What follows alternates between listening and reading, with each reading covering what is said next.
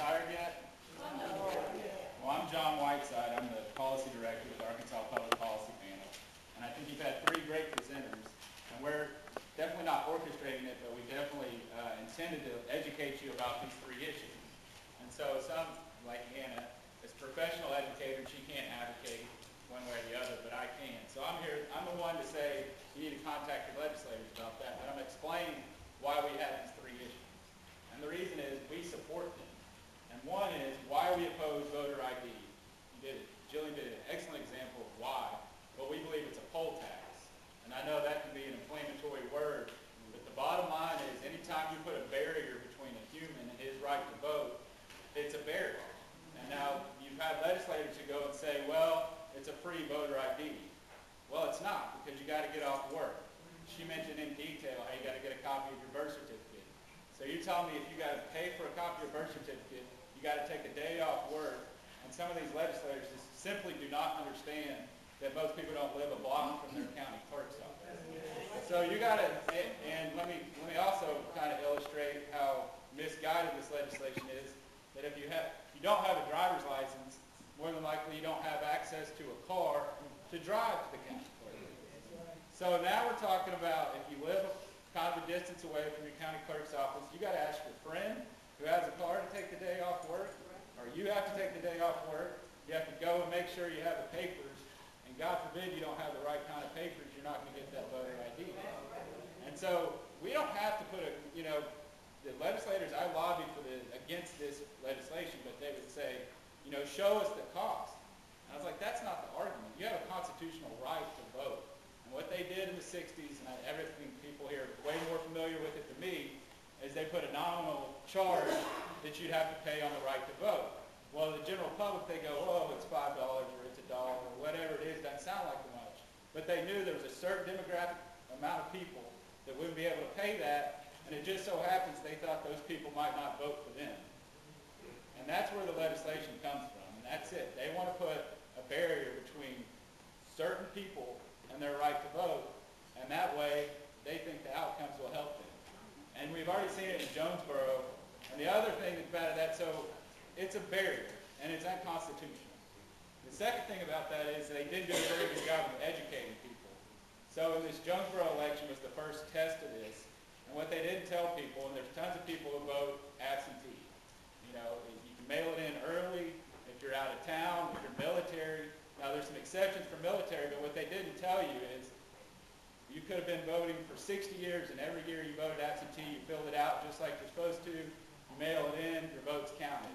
What they failed to tell the majority of people, or they didn't spend near enough educating, is that if you didn't include a copy of your driver's license of your ID, it wasn't counted. So that's what happened. You had 60% of absentees not counted. And again, they say, well, it wasn't to determine the outcome of the election. What difference does that make? You disenfranchise a whole group of people through no fault of their own. So that's the first one. That's why we're here to educate you on the voter ID. And unfortunately, we can't fix that in the fiscal session, so we're pursuing legal remedies right now. And we certainly want your help to try and repeal it in the 2015, but until then, we certainly think it's unconstitutional, and we're going to work for that. So the second thing is minimum wage, and this will be pretty easy. Why we support it is because we haven't had a raise since 2005. So my math's pretty bad, but if you were working for 9 years and you never got a raise, you want to look at other jobs. I mean, it's one thing to say people can argue that we're a southern state, our cost of living's lower, so we should have a lower minimum wage. But the bottom line is we shouldn't go 9 years without raising the minimum wage. And again, I want to try and show you how we're trying to fix it. Now, in this fiscal session, it's all budget, and I don't mean to downplay the budget. I'm going to go into it because the budget affects everybody. But we can't fix it legislatively through the budget. So what Sarah and a big group is heading up is to put it on the ballot. And the way we're going to do is get enough signatures, so come the general election, we'll have the ability to vote yes, and we'll eventually at least raise the minimum wage to $8.50. Now, take your packet, because I'm going to give you a quick education update. But before I get there, I'm going to tell you why we support the private option. So, pretty easy on the packet. Just flip to the very back page.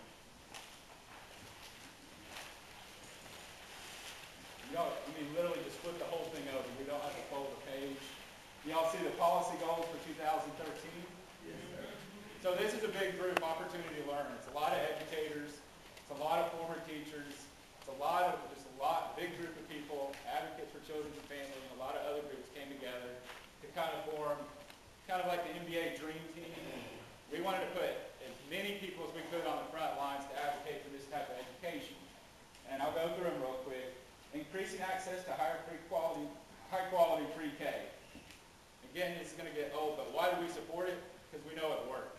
We've seen the results when you get kids who are from lower income families or who have one-parent families. If they fall behind before they get to kindergarten, it's really hard to catch up. So we know pre-K works. We know getting them in there so they can hit the ground running in kindergarten works. Expanding after-school and summer programs. Why do we support it? Because we know it works. I think everybody who has a child knows, and the stats show, but I don't like to get in the stats. I like to just kind of do common knowledge, is when kids get in trouble is that 3 to 7 window. So if you're working parents and your kid's doing great in school, but then you go, okay, you're on your own from 3 till I get off to work, that's when kids are getting in trouble. And we know it's from research that if we can keep them occupied, keep them productive, and that's why sports are great. That's why after-school programs that help them study, or if they need help, tutoring, or do arts, or do music, or do gospel. I mean, it doesn't matter. As long as we can have a community involvement that's well-funded and keeps kids engaged after school, we know it works. Improving teacher administrative preparation and development. This sounds kind of complicated, but it's really just getting teachers prepared. And not trying to start a war between teachers, but making sure everybody has the resource, and every teacher is developed and understands their community, that we all know that we have some serious racial issues between black and white, and it would be crazy to ignore. And there's simply teachers and CERT who are dropped into communities who don't understand the realities. And a lot of that is no one's trying to do anything wrong. It's just a matter of educating this thing called cultural competency, which is a fancy word, but it's just communication and general understanding of where we're coming from. Because I think anytime you understand somebody better, you get along better. And that goes along with teacher. I mean, that's why funding teacher evaluation and make sure they understand the community better, and funding that community engagement, giving parents the opportunity to engage with teachers helps. And that kind of goes into increasing parent, student, community, and school partnerships, and modernizing career and technical education. That last one I'll be brief on, but it's simply that I want every kid to go to college. I think President Obama said that should be a goal for everybody. But they don't all need to go to liberal arts colleges. I got a liberal arts degree, and I think it's absolutely worthless. I love what I learned, but it doesn't pay very well. What we don't do a good enough job of, and what we're focusing on with this aspect, is training kids to be prepared to go into the workforce.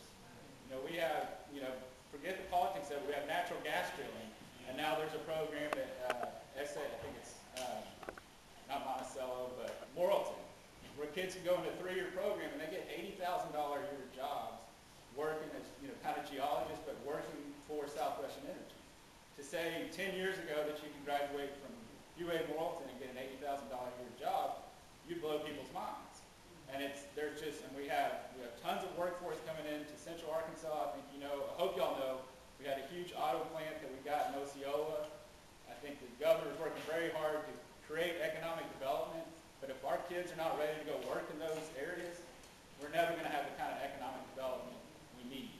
And so what we're saying with that is we want to educate everybody. We want to give the kids the world of opportunities, but we also want to place value in somebody who wants to work, place value in somebody who wants to be a union auto mechanic, place value and hard work, and not necessarily go get a liberal arts degree like me and try to pretend you're important and find a way to make a living.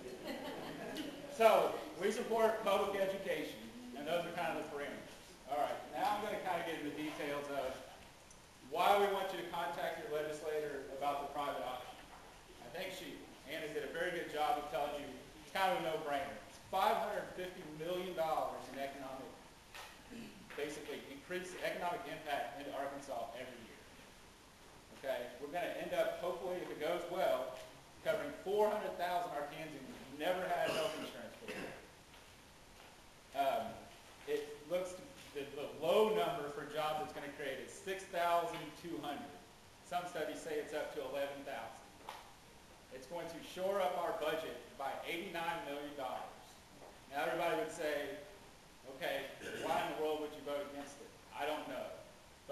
the middle of right now is a fiscal session where we have, I don't know if y'all know this, but we have an amendment where we have to have a balanced budget.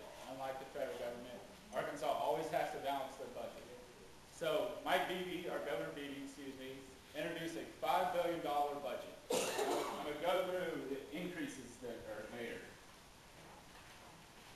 So we had a teacher insurance shortfall of $16 million. So it's $10 million to help that shortfall. It's $65 million for new funding in public schools. It's $10 million to kind of help basically correctional facilities. And, I think everybody may like a tax cut. There's also about $85 million in tax cuts for businesses, and that goes to economic development. Now, that is all predicated on us passing the private option, because we get $89 million in savings this year with our budget. Now, mind you, we have to have a balanced budget. And if we don't have that in place, it's going to be a mess. I mean, it's going to be an absolute mess. So we're talking about kicking off 100,000 people who already have health insurance. You're going to go from getting $550 million in economic stimulus every year for the state and have immediately an $89 million budget shortfall. So that's why we're advocating as strong as we can that you call your legislator and please tell them on Tuesday to vote for the private option. Now, I'm pretty hopeful that we're going to get through it. We may get some bad amendments. And if y'all have any questions about that, I can explain the bad amendments. But what we want to say is we want you to support the private option. One, because it's good policy. It will cover more people. And in the immediate session, we have to have a balanced budget and get to these other priorities like higher funding for public education so we can do all these things. If we want to fix kind of the shortfalls and what we need to do in the correctional side, we have to have that. We want to have, and some of the people on the opposite side of the aisle want to have these tax cuts for business development. We have to pass the private option first because without it, our budget is an absolute mess. So again, I just kind of want to reiterate why these four things we have, why we're up here, and why we're presenting them to you today, is because we support it because they think it's going to make everybody's life better, it's going to make our state better, and we hope you agree with us. And if y'all have, I'm sure we're going to open it up to